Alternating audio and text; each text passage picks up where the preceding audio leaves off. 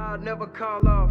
Fourth quarter pressure. Back of the jersey. Double sevens. No matter how many times, I'll never get tired of that reference. Hall of Fame for dirt. We love you with a deep reverence.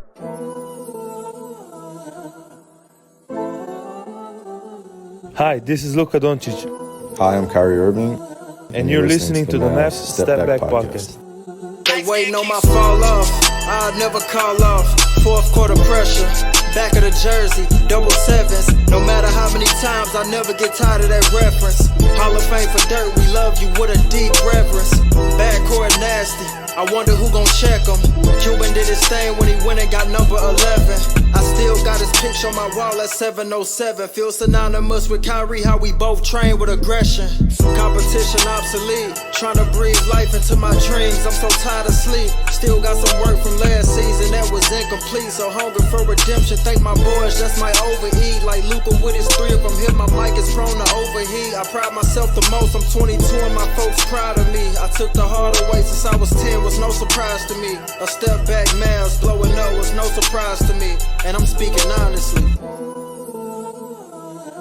7.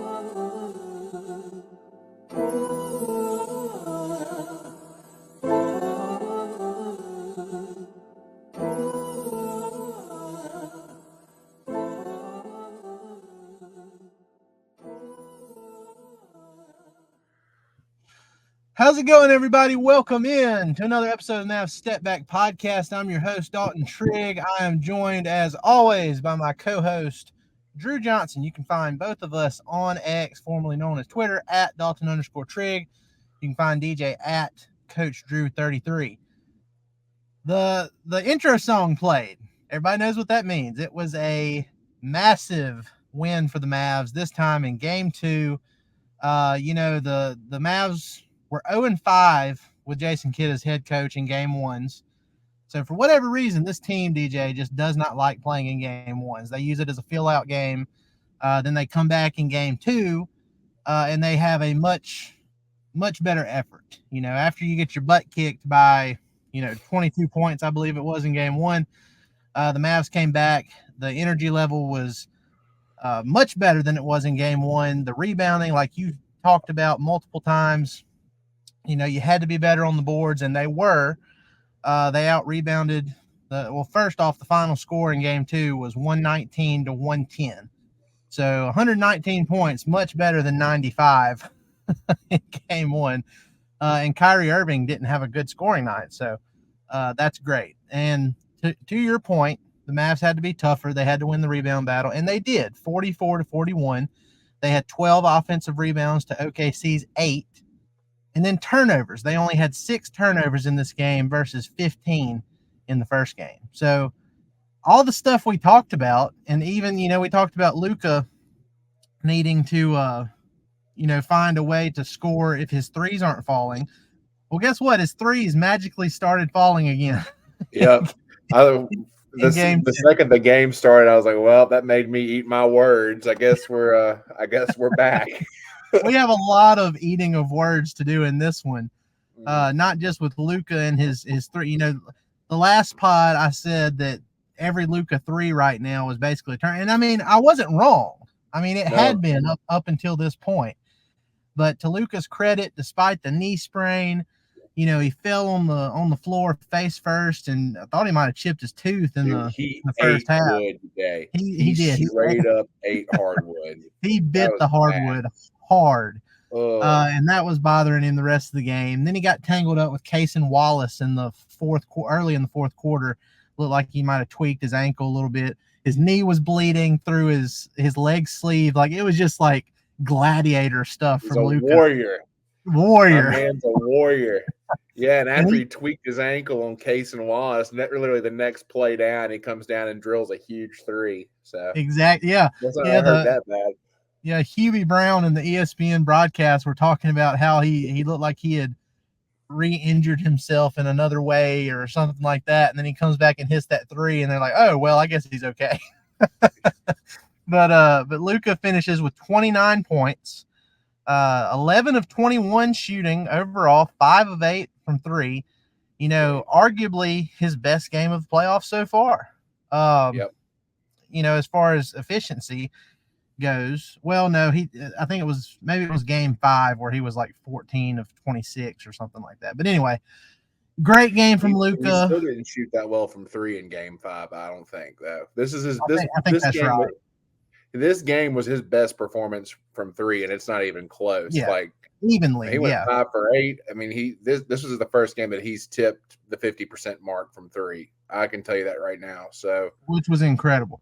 And by the way, guys, if we have to cut this thing short, we are dealing with some weather here. You might see some thunder hits the what do you call them? The drums. What's the little things? Cymbals. Hit the cymbals on the drums. There's some thunder going on, and it's about to start raining pretty hard, I think. So if this has to get cut short, I apologize. We will finish at another time, but we're going to carry on for now. Luka, 29 points, 10 rebounds, 7 assists, 3 steals, 1 block. Did everything. Just a typical Luka performance. Just when you think he's on his way to being in a wheelchair after how he played in game 1. Just great stuff. And then look, on a night where Kyrie Irving only shot 2 of 8 from the field. He took 8 shots in this game, DJ. 8 shots. Only 2 threes. He was 0 of 2 from 3. And he finished with 9 points, but he did have 11 assists, 2 steals, some clutch free throws there at the end of the fourth quarter to seal the deal. But in a night where Kyrie's scoring wasn't there, PJ Washington stepped up. He exploded. He exploded. He had 29 points overall. 19 of those came in the first half alone. He shot 11 of 18 from the field, 7 of 11 from 3, and had 11 rebounds, 4 assists, 2 steals, a block. PJ Washington did a little bit of everything, and it was a playoff career high for him. So, you got to tip your hat to PJ Washington. He was amazing. He fouled out with like 2 minutes left, but by that point, you kind of got the feeling that the game was pretty much over. It was just about managing the last few minutes properly. And then, Tim Hardaway Jr. This is where I said we're going to be eating a lot of words on this pod, because I laid it on, Tim Hardaway Jr. after that game 1, on the podcast. I said that the Mavs were probably not going to win this series if Tim Hardaway Jr. continued to play more than like 10 minutes per game. But I did say you can play him, and if he hits a few shots, you might want to ride that wave of momentum. And to Tim Hardaway Jr.'s credit, he finally broke out of his slump. I mean, this is the guy who was the Mavs' 3rd leading scorer and was a 6th Man of the Year candidate for the first half of the season before he disappeared in the second half of the season. He had in 19 minutes off the bench in game 2, THJ had 17 points on 6 of 10 shooting overall and made 2 of his 4 threes. And one of them was a huge 3 in the fourth quarter from the corner off of an offensive rebound. So, we got to tip our hat to Tim Hardaway Jr. and PJ Washington for picking up the slack when Kyrie Irving didn't have his best offensive game or scoring game. He was pretty good dishing the ball with the 11 assists. That was a game high. And then Daniel Gafford, he was huge. 13 points, 7 rebounds, only 1 block. It should have been more. I swear he had more than 1 block, but I guess he altered a lot of shots. And honestly, I feel like he would have had an even bigger game had he not injured his hand. And I hope that's not too serious, because it did seem to bother him. It did. He couldn't catch anything, especially whenever he was making his, trademark cuts to the rim from free throw line extended. There were several times where he got hit and the ball just came out. He couldn't finish. So, hopefully that's not that as serious as it looked. And he did finish strong. I will give him that. He finished the game strong. It didn't look to be bothering him as badly towards the end of the game. But we need him. Because he was huge. He as good as he plays, his backup right now, Derek Lively, he just wasn't all the way there tonight. You On know, offense, on defense, he was an absolute stud. Offensively, though, you're right. Yeah, D Live, he very much looks like a rookie right now on the offensive end of the floor. Chet is giving him a lot of problems. well, here's the thing. We need him to be a threat on offense, just like we need Gafford to be a threat on offense, because a big part of our offensive scheme is to be able to dump it off or lob it up to the person in the dunker spot off of a straight line drive. And we've gotten those looks a lot this playoffs. Maybe not so much against the Thunder because of Chet mostly, but that is an intricate part of our offensive game plan. And if Lively can't execute it, that's a huge issue. Yeah. And he was so good defensive. And the reason I brought that up is because, in 20 minutes off the bench, Lively was 1 of 7 shooting the ball. And, that's appalling because he had one of the highest field goal percentages in the league, the highest among any rookies this year. Mm-hmm. But he was so good defensively too, just altering shots. He only has one block in the box score, but like Gafford, he altered a lot of shots. He was in great position a lot of the time. And he ended up being a team high plus 18 on the night off the Wow. bench. So Really? I mean, yeah. I mean, his defensive presence made a big difference in this game. But yeah, the offense is the struggle. It was one of the more drastic, swings as far as like how a guy played on one end of the floor versus how he played on the other end. He was magnificent on defense, in my opinion, but then offense, Yeah. it was like, Oh no, we didn't lose anything as far as defense was concerned. In fact, the best lineup that we put out on the floor was, I want to say, it was either early or midway through the third quarter. Kind of bad with figuring out when it was, but and it was Kyrie Irving, Tim Hardaway Jr., PJ Washington, Josh Green, and Derek Lively. And that lineup, dare I say, saved the game because they shut Oklahoma City down whenever Oklahoma City was starting to get things going and we were going through an offensive lull. Yeah. So, Lively was a huge part of that. So, no, I have no qualms about his defense, nor have I ever. It's just that we need him to start, buckling up on offense and actually doing something. Really, it's just, the team's defense overall, like you said. I mean, it was great, especially in that one stretch, but just overall, the team defense was awesome. And one of the points, that Jason Kidd and Kyrie Irving were talking about, even Luka said it, in their post-game pressers after game one, they had to find a way to do a better job, keeping OKC off the free throw line.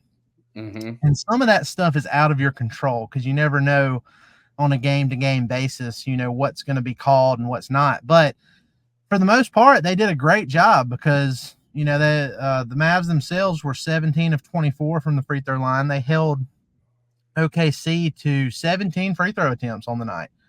SGA only had 6 free throw attempts in this game. That's crazy. So, that's crazy. I mean, you can win like that. So, excuse me. SGA finished with 33 points, 12 rebounds, 8 assists, 2 blocks, a steal. He shot the ball pretty well. I mean, 13 of 24 overall, hit all of his free throws. The MVP stuff just came out. Jokic won his 3rd career MVP. SGA finished 2nd in MVP voting, and Luka finished 3rd with he only got 4 first place MVP votes, which in my opinion is kind of crazy, but it is what it is. Luka wants something a little bit more than a regular season MVP, but deep down, I mean, you have to think that he saw it, and you have to think that that's somewhere deep down it's creating a little bit of extra momentum for Luka. If Luka is who I think he is, it bothers the hell out of him because it would bother the hell out of just about any other max competitor. I mean, if we're going to compare Luka to greats like Kobe Bryant, people like that, anything bothers them. Anything. These people are psychopaths. Okay, literally anything bothers them. And if nothing's bothering them at the moment, they're going to figure out something that's going to bother them. I mean, you can watch The Last Dance with Michael Jordan, and the guy was an absolute lunatic. Okay. Yeah. And that's what you have to be. And so if Luka is like, this brand of person that I'm talking about, it absolutely bothers him. Now, I will give SGA credit. SGA is legit. He is legit. Oh, he is. A very He's amazing. good player. Is he as good as Luka? But he is good. He is very good. But no, Luka absolutely is playing with a chip on his shoulder. That's why he's playing through all these injuries right now. Yeah, absolutely. And look, like I said, in the grand scheme of things, it doesn't really matter because it's a regular season award. It has nothing to do with what happens in the postseason. But like I said, I mean, if you're a high level competitor like that, you just know somewhere in the back of his mind, he's thinking, okay, only 4 first place votes. The guy that I'm playing against now finished ahead of me by, a pretty decent margin. Okay. All right. Let's see how this goes. And I took that personal. Yeah. Take it personally, like Michael Jordan. Yeah. Great docuseries, by the way. Awesome. Awesome. Okay, stuff. so we have some more stuff, some schematic stuff, and we'll talk about a few other key talking points from Game 2. But before we do that, I want to tell you guys about Prize Picks, the #1 daily fantasy sports app. And you know how easy it is, DJ. We've talked about this several times. Use our promo code STEPBACK and get up to $100 matched on your first deposit. Super easy. For example, go in, create your account. It's free. And then once you make your first deposit, say you deposit $100 and you use our promo code STEPBACK, you'll have $200 as your balance to use at your disposal. So Prize Picks has a new free square that they would like to promote. This free square is for Caitlin Clark's debut game on Tuesday, May 14th. This will be the Indiana Fever versus Connecticut Sun game at 5 p.m. Pacific time, 8 p.m. Eastern time on May 14th, 2024. If Caitlin Clark were to get more than 1 point, then the square wins. That's going to happen. Yeah, I know. There's a timer on this square, so users must add it to a lineup before the timer ends. So be sure to get the Prize Picks app, use the promo code STEPBACK, take advantage, get as much matched on your first deposit as possible, and go take that promotion from Prize Picks because Caitlin Clark is 100% going to score at least 1 point. I might go do that. Jesus. I don't even do this kind of stuff, and I might go do that. That's crazy. Yeah, that's like a pretty good deal right there. Yeah. Go make you a few bucks. So, but anyway, again, Prize Picks, #1 daily fantasy sports app, and be sure to use that promo code STEPBACK. Get up to $100 matched on your first deposit. All right, DJ. Again, some big performances, not just from Luka and PJ and Tim Hardaway and Daniel Gafford, but let's talk about Josh Green a little bit because we know what he brings energy-wise. We know what he brings on the defensive end. He's the Tasmanian devil of NBA players. He is just everywhere at the same time. He just, and sometimes to a detriment. Yep. But tonight it was bottled up perfectly. And he ended up in 16 minutes off the bench, hitting 3 of his 5 3-point attempts, which, we knew he was a good 3-point shooter. He just hadn't been, he wasn't in the opening stages of the playoffs. I'll put it that way. But he's turned it around. He was a +9 in his 16 minutes off the bench. And again, hitting threes and open threes is key for this Mavs team going forward in the series because it kind of felt like it was part of OKC's game plan just to leave him wide open. Kind of like it was the Mavs game plan to leave Josh Giddey open to the point where, there was a long stretch in the second half where OKC just kept Giddey on the bench in favor of Aaron Wiggins because they knew like Giddey was such a negative on the game. Let's see what he ended up being. Let me find. Josh Giddey by far was a -20, by far the worst on the Thunder in 11 minutes as a starter. Jesus. So yeah, I don't know. I don't know if OKC can continue to start him. Well, I mean, that's a pretty easy decision in my opinion because Wiggins has been killing it. Wiggins Wiggins is has been great. playing very well. Yeah, So, he's good. Yeah, but I'm looking at, that's the easiest, adjustment on OKC's side. But if they're going to continue to leave Josh Green open from three, and Josh Green keeps shooting these wide, especially from the corner, Josh Green kills it from the corner on threes. If they keep doing that, then, OKC's in for a rude awakening the rest of this series, because the guy shot nearly 40% from three this season, and that was a down season for him. he I'm gonna shot tell you what. Well, go ahead, but I was just going to say, all I was going to say is he shot over 40% from three last year, and he's shooting under his what he's gotten used to, in the last year or so. So he shot 38.5% from three this season, and then so far in the playoffs, he's only shooting. Let's see, he's only shooting 30% from three in the playoffs so far. So you have to think there's going to be an uptick if he keeps getting these wide open shots that he's practiced so much and he normally nails. So, I like the idea of OKC leaving Josh Green open. Now, Dante Exum, he was a great 3-point shooter in the regular season, but I don't know. He just doesn't look like he's ready for the bright lights. Well, I'll tell you this. Oklahoma City's game plan defensively seems to be very similar to what Dallas's game plan was defensively against the Clippers for a couple games, where they were sending two to the ball whenever James Harden would have it, and they would just swing out of it, and you'd wind up with a wide open corner three. Usually for the LA Clippers, it was Trey Mann that was getting those looks. For us, it's Josh Green. So hopefully, Josh Green's going to get all the open looks from the corner that he wants if they continue to do that. Now, do they adjust? I don't know. But if they don't, Josh Green has to continue to be effective in that role. And if he does, things will open up for us tremendously, because once you start making those corner threes, it forces the defense. It forces less leeway with the defense. They don't have as much freedom to go double ball or something like that. Everyone has to play straight up. And whenever you put Luka Doncic or Kyrie Irving, or in this case, even PJ Washington, in one-on-one situations where they're able to attack their man straight up, usually it's a positive outcome for us. Yeah.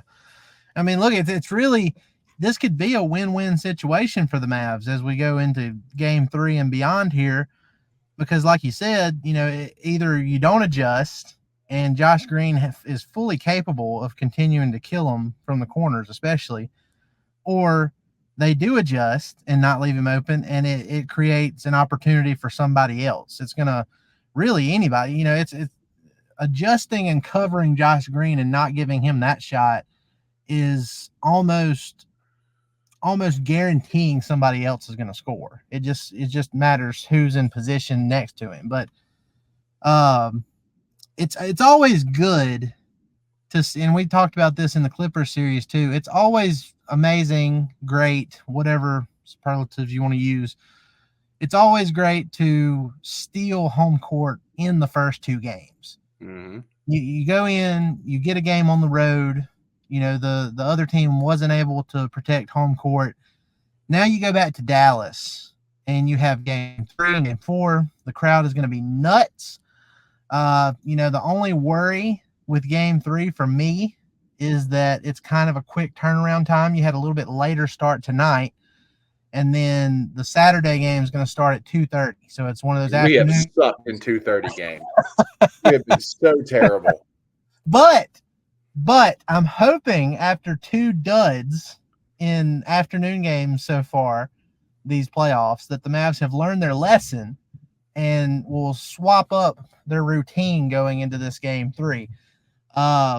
It's funny because one of the games I went to in Dallas this year was that game against Denver on St. Patrick's Day, and it was an afternoon game, and that one ended pretty dang good. It was Kyrie Irving buzzer beater. The crowd was going nuts. It was a great time. So, I'm hoping there's more of that kind of feel and energy and, all that good stuff going into game 3. But it's really up to the Mavs. I mean, they've got to set their minds to, we're going to come out here and play with high energy. We are not going to have a repeat of those other two afternoon games that we had against the Clippers. So, I mean, what are you looking forward to in game 3 specifically? What do you want to see from the Mavs offensively? Because defensively, I think if they play like they did in game 2, if they keep the same effort and all that, exactly what they did in game 2, I think they'll be fine. But what do you want to see them do on offense? Specifically offensively, I would like to see Kyrie Irving. I mean, I know this is wishful thinking, but I would like to see Kyrie Irving be more active earlier in the game. And, I know that tonight, and I'm not going to hold tonight against him. He was more of a facilitator tonight. He did some excellent things. He did some excellent things defensively. And he did a really good job of running the show whenever Luka was on the bench. But I would like to see him really step up a little bit more offensively next game, because I have a feeling we're going to need it. Besides that, I hope that Luka's shot continues to fall.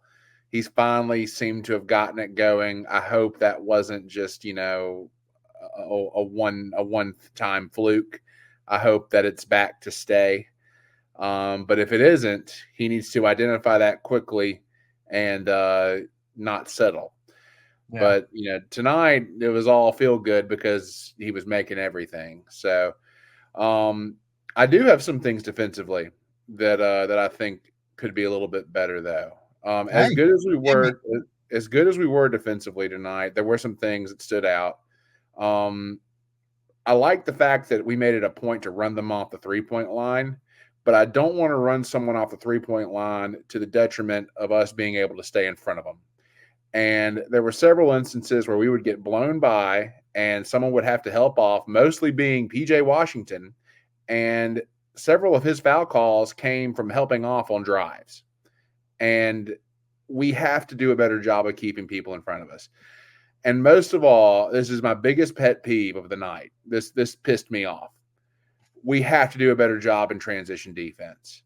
We have to. The Thunder got so many opportunities, not just in primary breaks, but in secondary break opportunities, where we would kind of just look a little bit lackadaisical, a little bit casual, and they would just blow by us. That can't happen.